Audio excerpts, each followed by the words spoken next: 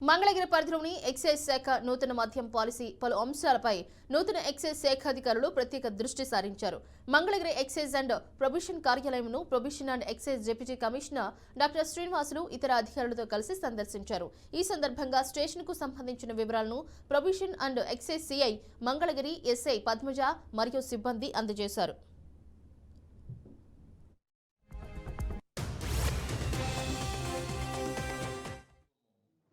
వివిధ స్టేట్స్లో అంటే కేరళ, కర్ణాటక, తమిళనాడు, తర్వాత ఉత్తరప్రదేశ్ ఈ స్టేట్స్లో ఉన్న పాలసీస్ అన్నీ పరిశీలించి ఒక మంచి పాలసీ ఎక్సైజ్ పాలసీని తయారు చేసి ఫార్ములేట్ చేసేసి దాంతో రిలీజ్ చేయడం జరిగింది. నిన్నటి నుంచి 1 నుంచి 9వ తేదీ వరకు ఈ అప్లికేషన్స్ తీసుకోబడతాయి. 11వ తేదీన కలెక్టర్ గారి ఆధ్వర్యంలో లాటరీ తీయబడుతుంది.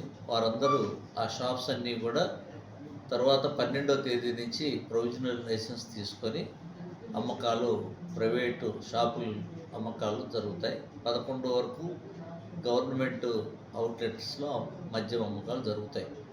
ఈ పాలసీలో ముఖ్యమైన అంశాలు ఏమిటంటే జనాభా ప్రాతిపదికన 0 నుంచి 10,000 వరకు 50 లక్షల లైసెన్స్ ఫీజుని నిర్ణయించడం అయింది.